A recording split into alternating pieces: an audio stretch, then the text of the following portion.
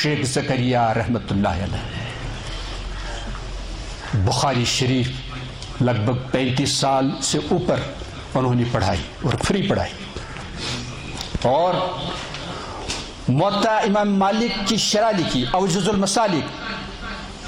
عالم اسلام کے بڑے بڑے اسکالرس حیرت میں پڑھ رہے ہیں، عربی میں لکھی ہوئی ہے.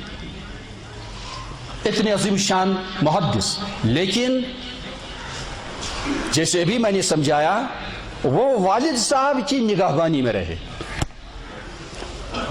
شیخ زکریا کسی کو دوست نہیں بنا سکتے تھے. شیخ زکریا جس صف میں جس کے ساتھ نماز پڑھی دوسری نماز اس کے ساتھ نہیں پڑھ سکتے تھے، جو بھی ہو حسین میں بھی. کچھ سمایا. ایک وقت انہوں نے اپنے والد صاحب کا پلو، وہ جو ہے شاندگم جسے ہم کہتے ہیں، اسے لے کر وہ ذرا سجایا ہوا تھا. اس کے میرا کیا کہتے ہیں اس کو، تکیہ. ہاں، میرا تکیہ، میرا خوبصورت تکیہ. تو یہ باتیں کرتے رہے حضرت شیخ زکریا. یعنی ابھی نوعمری تھی تو ایک تھپڑ مارا والد صاحب نے. ابھی سے کہہ رہا میرا میرا، تیرا کیسے؟ یعنی وہ خناس نکال دیا. یعنی حب مان، حب.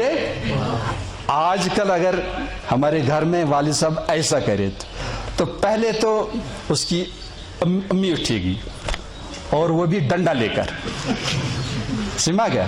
چونکہ تعلیم و تربیت تو ہے نہیں.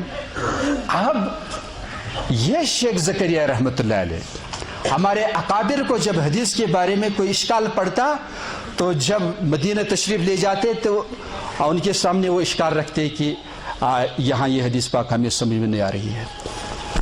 اتنے بڑے محدث. کچھ سنایا. اب مسجد مصطفی یعنی روضہ رسول اکرم صلی اللہ علیہ وسلم جہاں ہے، مسجد نبوی، اس کا جب ایکسٹینشن ہوا تو میں نے سنا، اور کس طرح سنا، اس طرح بھی سنا کہ میں مدینہ طیبہ میں تھا. وہاں ہمارے علماء کی اولاد تھی، غالباً حضرت مولانا عاشق الہی بلند شہری رحمۃ اللہ علیہ، ان کی اولاد، وہ پروفیسرز بھی ہیں. تو ہم باتیں کر رہے تھے. میں نے پھر سے کہا آپ ذرا پھر سے یہ کہیں جو آپ کہہ رہے ہیں. وہ یہی کہہ رہے ہیں کہ صدیقین کے حالات عجیب و غریب ہیں. صدیقین میں ذکر کر رہے تھے حضرت شیخ زکریا رحمۃ اللہ علیہ کا، کہ ان کی قبر جب کھودی گئی تو 5 سال کے بعد بھی وہ بالکل صحیح سالم وہ کفن تھا اور جسم تھا. تو سائنس یہ سمجھنے میں ناکام ہے. اب ابھی جو بارشیں ہوئی، شاید اسی مہینے میں مجھ سے ایک جوان نے فون پر یہ کہا کہ یہاں قبر اتری ہوئی ہے اور ایک لاش نظر آ رہی ہے. اس بارے میں وہ کچھ پوچھ رہا تھا. تو میں نے کہا لاش کی کیفیت کیسی ہے؟ اس نے کہا 100% اوریجنل پوزیشن میں ہے.